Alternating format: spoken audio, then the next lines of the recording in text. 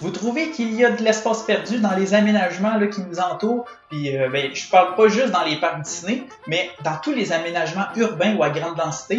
En ville, on construit tellement qu'il y a du béton et de l'asphalte partout, ça crée des gros îlots de chaleur. Puis, ce n'est qu'à quelques endroits seulement qu'on a des réservoirs de biodiversité de taille plus ou moins grande, qu'on appelle aussi des parcs publics. Et à l'occasion, lorsqu'on est chanceux, en dehors des parcs, on va trouver des plates-bandes, des lits de plantation.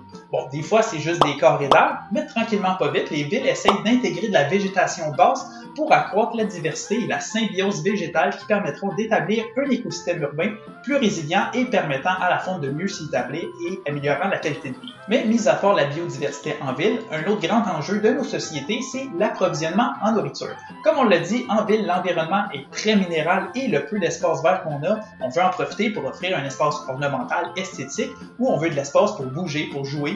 On ne veut pas commencer à avoir des terres agricoles là, qui nous limiteraient. Gardons la production de fruits et de légumes en milieu agricole et transportons les récoltes en ville.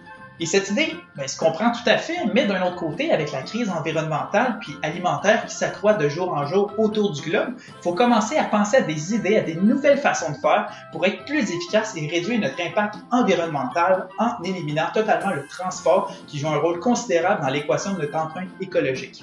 Où est-ce que je m'en vais avec tout ça? Je pense qu'on reconnaît tous Disney comme étant une compagnie très innovante. De Walt Disney qui imagina les premiers audio-animatroniques à la compagnie actuelle qui établit des immenses champs de panneaux solaires amis des pollinisateurs ou ludiques en forme de la tête de Mickey Mouse. Et tout ça produit suffisamment d'énergie pour alimenter 2 parcs thématiques complets. Eh bien, il y a plusieurs années, Disney a emboîté le pas vers une autre innovation dont très peu connaissent l'existence, les aménagements comestibles. Le principe est simple, là où normalement on a une plate-bande avec des plantes, des fleurs ornementales, eh bien on vient y ajouter des végétaux comestibles, que ce soit la feuille, la fleur, le fruit ou même la racine qui se mange.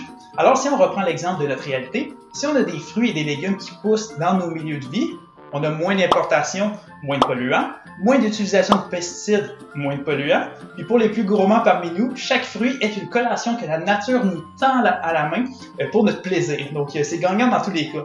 En plus, à ce moment-là, nos parcs publics sont intouchés alors qu'on ne perd pas de nos espaces ou de notre qualité de vie.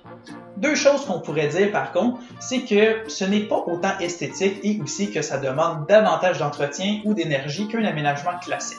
Ce dont je peux être d'accord, mais si on choisit le bon type de plante au bon endroit, on peut se retrouver avec des aménagements magnifiques et si on utilise des plantes vivaces, une fois que les plantes sont mises en sol, elles s'autogéreront toutes seules. Je vais vous donner des exemples là, et pour ça, tournons-nous du côté de Disneyland. Parce que oui, là-bas, à certains endroits, il y a des plantes comestibles, des légumes qui poussent au travers les aménagements. Il y en a à 2 endroits. Premièrement, du côté de Mickey's Toontown, là où on retrouve les maisons de nos personnages favoris, Minnie, Mickey, Donald, Goofy. Tout est vraiment loufoque à cet endroit et justement autour de la maison de Goofy, ou Dingo pour mes amis d'Europe, il y a un potager, mais pas n'importe quoi, là. Il y a des spécimens rares, là. Des immenses melons d'eau ou des épis à popcorn, mais en tout ça, il y a de vrais légumes qui poussent, là, des carottes, des navets, des betteraves et des poireaux. Oh oui, on en a des légumes, ça dépend de la saison puis des récoltes, mais peu importe le moment de l'année, vous allez en trouver. Mais là, je suis sûr que certains vont dire « Oui, mais là, c'est un espace qui est thématisé selon un potager, alors mettre des légumes, c'est normal. » Ben, le prochain exemple que j'ai, c'est totalement ailleurs, à Tomorrowland.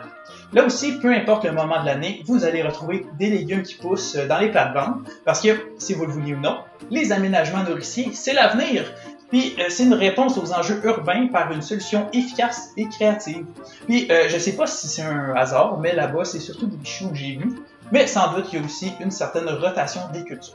Ok, même si parfois des aménagements comestibles, c'est pas tout le temps idéal dans un parc thématique où certains visiteurs ont de la misère à se contrôler puis touchent aux plantes ou les piétinent ou parfois même peuvent, vomir dedans, eh bien, c'est plus difficile de les récolter en quantité suffisante et de les servir dans les restaurants sans compromettre la santé.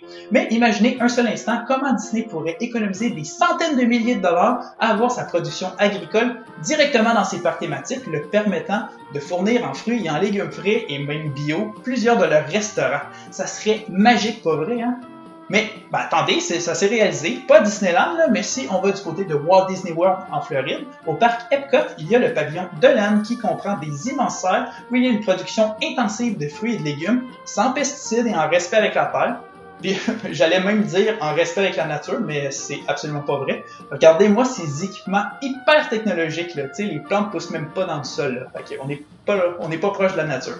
En tout cas, tout ce qui est produit ici, c'est servi dans plusieurs restos à travers le parc, mais principalement l'hallucinant restaurant service au table, le Garden Grill, et celui à service rapide, le Sunshine Season. Allez les essayer, là, je vous garantis que ça vaut la peine. J'espère que vous aurez appris quelque chose, des faits surprenants à propos des parcs Disney. Qui l'aurait cru qu'il y avait des légumes qui poussent là-bas? Puis du côté de Disneyland Paris, j'ai pas remarqué la dernière fois que j'y suis allé s'il y avait des plates-bandes comestibles. Si vous savez, écrivez-moi ça dans les commentaires, là, c'est sûr ça m'intéresse. Et pour finir, je dirais, au printemps prochain, là, lorsque vous allez faire l'entretien de votre jardin ou de votre devanture, soyez innovateur comme Walt l'était et plantez-y quelques légumes pour aider notre planète. Salut, à la prochaine tout le monde!